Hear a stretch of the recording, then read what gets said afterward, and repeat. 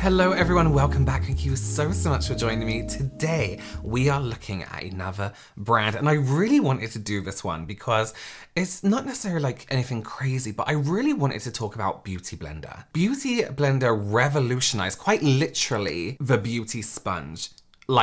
Come on. I know that it's a big statement, but they really did. They revamped something that was considered quite old-fashioned and, from the 90s, from the 80s even, and kind of made everybody want to use it. Give a whole different technique, finish, a whole different way to do makeup using a sponge. They made, right, and this is such a big thing to do, they made such an impression on, this lashes are really dipping down, I'm so sorry, I need my lashes permed. They made such an impression on the beauty industry as a whole that Beauty Blender has become a blanket statement for all makeup sponges. The term Beauty Blender didn't exist until Beauty Blender came out, like Sellotape, Hoover, who else? Chapstick, Biro, you know what I mean? Like, those are brand names, but you use them to describe everything. It's a verb, that's it. Lately, things don't seem to be as revolutionary for Beauty Blender as they used to be. Like, you don't really see much going on, and in my opinion, there was a few slip-ups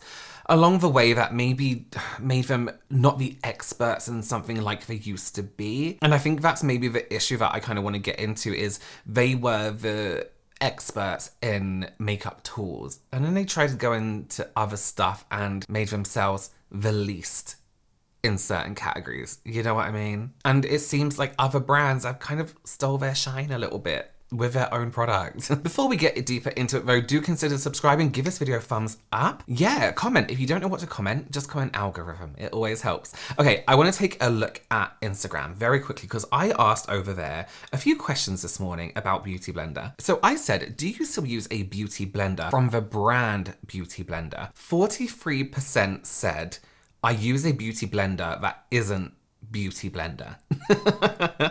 So an off-brand, let's say beauty sponge, 43% said no, and 14% said yes. I also asked, do we use any makeup from Beauty Blender? Beauty Blender have their own makeup products, which we'll also get into as well. 97% said no, 3% said yes. Then I asked, did you know Beauty Blender did makeup? And a lot of people did, 38% of people didn't. And then I said, do you have any Beauty Blender products in your routine that you must have and love? 3% said yes, 82% said no, and then 15% said just the sponge. So I'm sure somewhere, if you do makeup, in your beauty routine or in your beauty collection, you have a Beauty Blender or like a beauty sponge. Maybe it's one from like Amazon or some company that just make, like Real Techniques or something like that, which also make a really good sponge. But I'm sure you all have something like it. I do. Whether I use it every day or not, it's kind of there as a just in case, like a backup, like, ooh, maybe one day I'll need it. But there are a lot of people out there that cannot do their makeup now without a Beauty Blender or a beauty sponge, we'll say. So Beauty Blender was founded by Ria Ann Silver, who was a makeup artist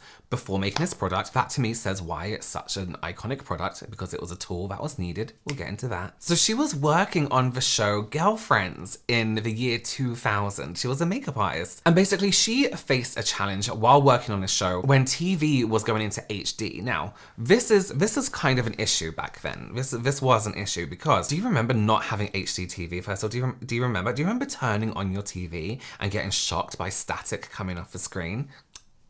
Good days, good times. So the issue for most makeup artists when switching from, I guess, normal TV to high definition was that you could see every single detail on the skin. You could see pores, you could see fine lines, you could see dehydration, you could see chapped lips, you could see everything. Whereas before, light kind of drowned that all out. That's why you kind of got like that old soap opera blur, you know what I mean? Not UK soap operas, we didn't have great lighting like that. And you kind of just had to get the foundation on and it will be fine. Like, whack it on, great. Define the face a little bit more than anything. Make things stand out, lashes, eyes, lip lines, And makeup for TV is different to, say, editorial or film, movies, whatever, because of the different products you use, the cameras, how close you're gonna get in, the length of the day, tools you can use and carry around, where you're doing the makeup even. HD was a big change for everyone. even hair, like wigs and stuff like that. Can you imagine, like, okay, you can kind of see the wig line, but it's fine because no one will see it, to actually we can see every detail off that hairline. So this was when airbrushing became super popular on sets and things like that, because the way airbrush looked on skin was super smooth, and that's why a lot of people choose it for their wedding day, because it's really smooth, looks airbrushed, you can't see pores, covers fine lines, covers tattoos beautifully. It gives this really satiny, smooth, flawless finish. The only issue with this, and especially back in them days, was the size of an airbrush machine. Those things were loud and huge. It's like, like it has this vibration, and you know? And it's that pen. It's not super practical, especially for like on-set touch-ups. You can't lug around this thing. And I think this is way before the days of like the handhelds, you know? And even they're not probably great for TV. So yeah, touching up between like sets on takes, you can't just go over with a little sponge, you know, and touch up and do all this like you could before, like you can even on editorial when you know someone's going to touch up a little bit afterwards. It had to be flawless all the time. Airbrush lasts a really long time as well. Listen,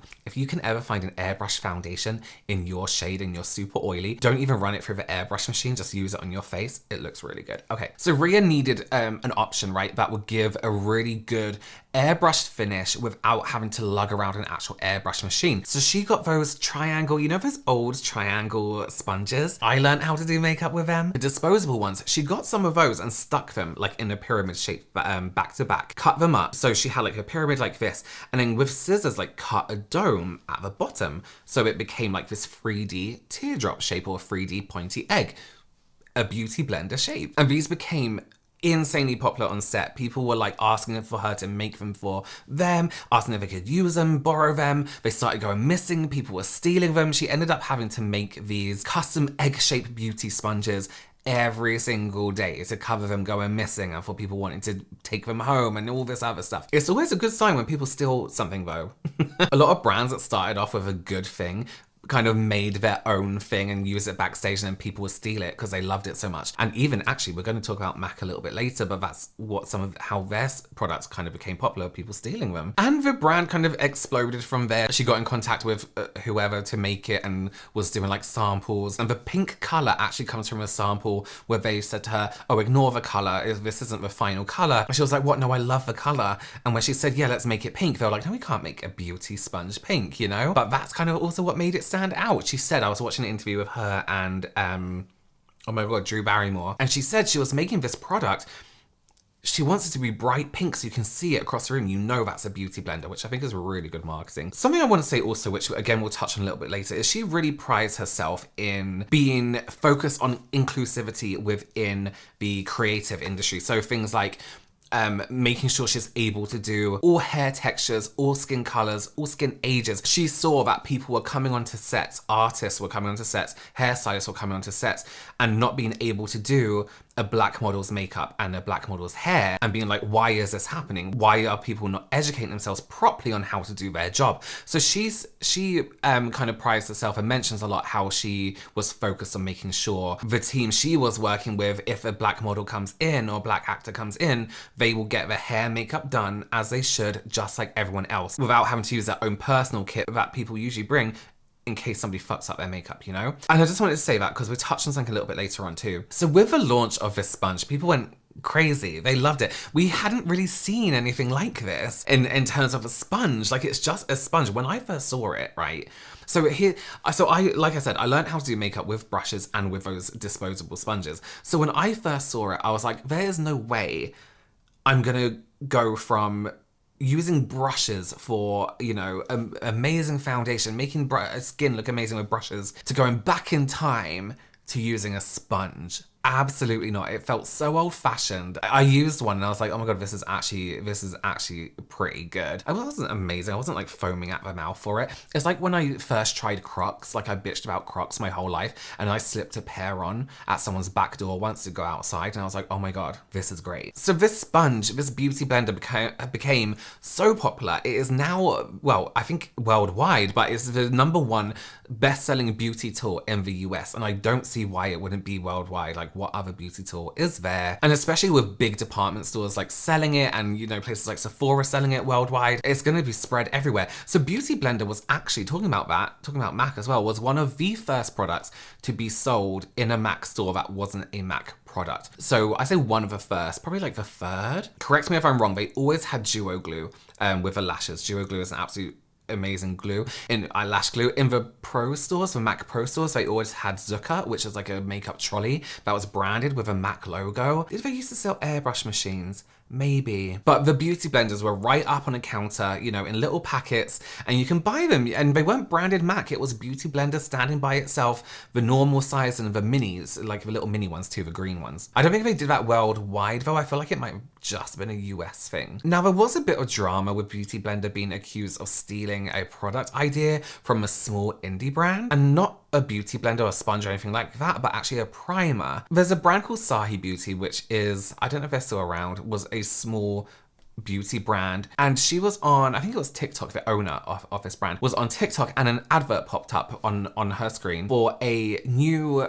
primer from Beauty Blender, and it's called the Opal Essence Serum Primer. Now, this made the owner angry, the owner of Sahi Beauty, pretty angry, because from looking at the texture of the primer and the description of it, it sounded like her own product. I'm getting a cake for my husband's birthday today. I don't want to go home just yet because I'm in a terrible mood.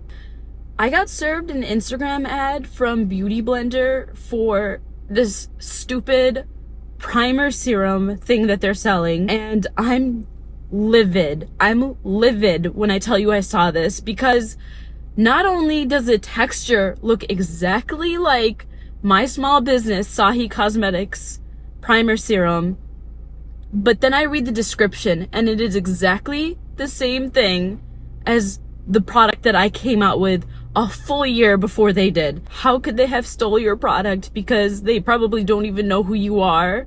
Well, actually, my Mystic Primer Serum was in FabFitFun, and tens and thousands of ladies got the product. I hope you guys will stop supporting these big companies you know for a fact are stealing from small businesses, because it's not fair to the rest of us. There wasn't really much proof of any copying going on or any stealing going on Beauty Blender's behalf. Yes, the products were similar, but it wasn't like an outright copy. However, the owner of Sahi Cosmetics did have a bit of an issue later on with Ulta claiming that they stole one of her products too, or the packaging, or the idea. Do with that what you will. Let's look at the foundation release, and this is why I wanted to talk about how she's kind of like into inclusivity and everything like this. So they released the Bounce Foundation, which is like this velvet matte finish foundation. It's supposed to be 24-hour wear for $40. I believe this was 2016.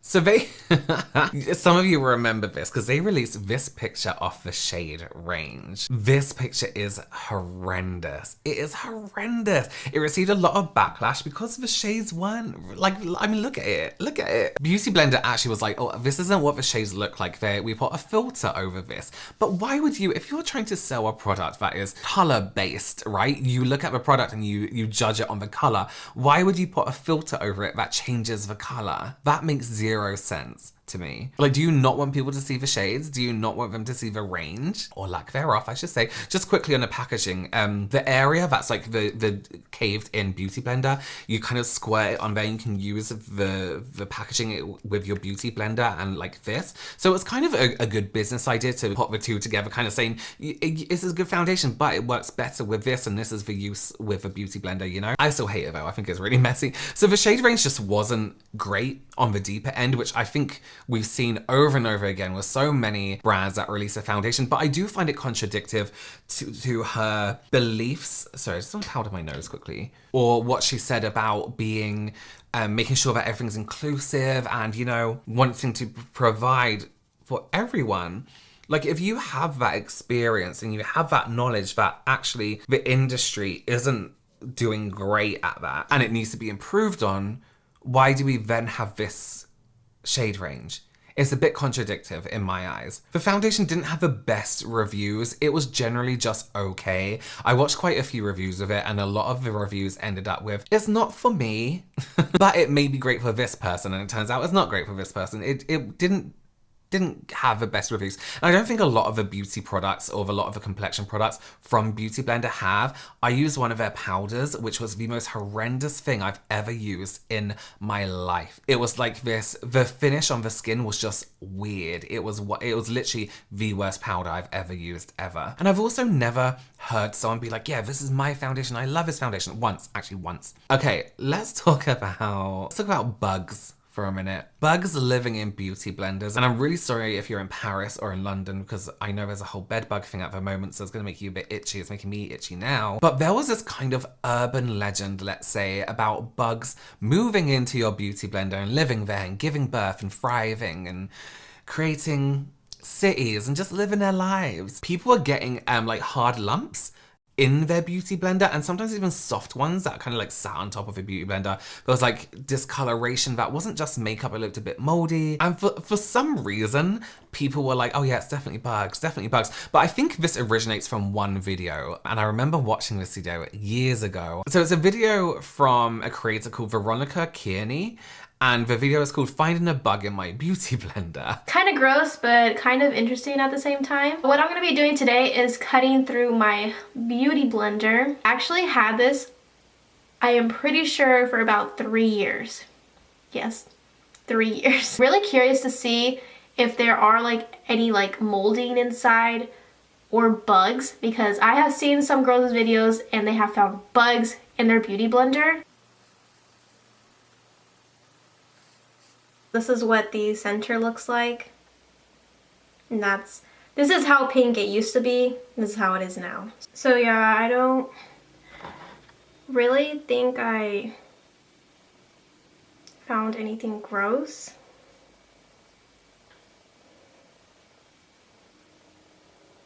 Wait. Oh. I don't know, I see like a hair, so I don't know, it's probably my hair. Oh my god. What the? Oh my god. This is... I'm literally shaking. Actually really just... Oh my... I am so scared to actually show this on camera. I think I actually found... Oh my god. Oh my god, oh my god, oh my god, oh my god. What the heck? Oh my god. I'm literally shaking. This is actually really disgusting. Oh my god. I was cutting... I thought I saw like a hair sticking out, and I was about to pull it out, but I think it was a leg. This is disgusting. Oh my god, how the heck did this get in here? I'm gonna try to make it focus, but... Literally, what the heck is this? Is this like a mosquito? What the... Oh my god. I was jinxing myself the whole time. I was like, oh, I'm not finding anything. I find a bug. I have a few reasons why I think this video is set up, right? She's filming a video where she's cutting up the beauty sponge to see what's inside. So she's had this beauty sponge for 3 years, a really long time to have one. Probably should have got rid of it sooner. Now, it gets to a point where she has cut up a lot of it, and it comes to like the last like piece, let's say, off a brush, and she goes to cut a little bit, which you don't see on camera, and she thinks she sees a hair coming out, but she looks in there and it's just like a bug just sitting in there dead, I think. And also when she's cutting up the sponge, before she gets to it, she's like, oh, thank god there's no bugs in here. Why? I don't know why you would think there'll be a bug inside it, you know what I mean? Like, it's a very strange thing to think, but this gave everyone like the fear of, oh my god, did you see that girl who cut up her beauty sponge and there was a bug inside? The sponge she was using wasn't even a beauty blender. It was some random brand. So who knows where it was made, in what conditions, and who by. Maybe someone did whack a bug in it. But people were like, oh my god, I can't, you know, I saw videos then of people saying, get my boyfriend to cut up my beauty blender because I'm scared I'm going to find a bug. Are there bugs in beauty blenders? Like this kind of thing. It really caused this unnecessary hygiene panic. Rightly so, it is a bit unhygienic, the sponge, and I would change it out very often, and I do sometimes worry when professional makeup artists use beauty blenders. But I do think that maybe put a few people off this kind of like urban legend that maybe there were, you know, bugs inside. Now there's so many competitors now for Beauty Blender, the brand in general. People make some really, really good beauty sponges, and a lot of the time they're a lot more affordable and a lot cheaper. There are some terrible versions that are just like hitting your face with a brick, but why would you pay, how much is a beauty blender? Like over $20. $20, right? For a sponge, when you can buy something like a $1 one from that, what's that AOA? Is that what it's called, brand? That actually work really, really, really well. Like, I just don't see the need for a super expensive sponge. They did go into things like brushes and brush cleaning tools and all this other stuff. And then they do also have some quite good tools like the blotting one, which is really nice. It's really nice to blot your skin when you're already wearing foundation with a sponge, a beauty sponge. I really wish they just stuck to tools and perhaps reinvented a tool, you know what I mean? Like made something bigger and better, because as I said at the beginning, they were an authority brand in something. They were the brand for complexion tools. The sponge they did that changed everything, perfect. And they were put on quite a high pedestal, you know, like that's quite nothing quite matched up to the Beauty Blender back then. And then they came out with foundation and things like that. And the more and more they brought out, the more things they did online that were just like terrible, releasing color swatches, all this kind of stuff, the more the brand kind of was a little bit like, oh, you're not the best at something when you were. It's kind of like trying to outdo yourself. You just can't when you've already made an iconic product. There was a little bit of issue as well with COVID, like many other brands. The brand did take quite a big hit. Not majorly that they shut down, but they did have to let a lot of their employees go. I think it was like 67. And there was a decrease of 80% in sales over COVID. Maybe because a lot of their sales came from stores that you physically had to go in. And of course, those stores weren't open at all. And although they did sell in stores all over the world, all they had at this point was online. So that's where they saw a massive drop in sales, is the people not being able to actually physically go out and pick up a product. She also created her own makeup sponge, which has been dubbed the best makeup tool in the business. But she's had to furlough 67 of her 115 employees. Joining us is Rianne Silva, founder of Beauty Blender. Rianne, thank you so much for joining us tonight. Thank you for having me. So we understand you sell to stores like Sephora and Ulta, which are primarily closed across the country. Are you able to make up any of that lost business online? Yes, thank God we are. And we're lucky that between my operations business, which is based in Pennsylvania, we're able to really service our direct-to-consumer business. And I'm just very grateful for that, because like you said in the entree coming into this segment, you know, brick and mortar is basically closed down. So if your business is based in brick and mortar, it's a really tough time for you. Fortunately, we always did have other retailers, but it's tough all the way around. And for our direct-to-consumer business right now, we're finding that because luckily we did have maybe a small percentage of our business, maybe it was probably 25 to 30% of our business was direct-to-consumer. Now we're seeing that side of our business is really picking up. Of course, Beauty Blender still seem to be going really strong. Like, they've made this product that I don't think is ever going to leave the world. It's a necessity for a lot of people. But I do feel like the venture out into complexion wasn't the best move on their behalf. It gave a little bit of, I don't think it was a wise choice. It's a difficult thing to do, and if you're not going to do it properly, then don't bother at all. They definitely, again, should have stuck to tools or even skincare. You know what? Do it. Well, they did do a little bit of skincare, but again, you don't see it anywhere. You're not like, yeah, this is my Beauty Blender something. People just aren't in love, or there's no hype around their complexion products. It's almost like they've become like so much of a staple that it's become boring. You know what I mean? Like, what's a staple that is boring? Water. Okay, well, thank you so much for joining me. I would love to know down below, is there anything from Beauty Blender that you absolutely love and could not do without, excluding the sponge? I would love to know that down below. Thank you so much for joining me. Consider subscribing, give this video a thumbs up. And for more videos like this, check out this playlist here, and I will see you next time. Bye.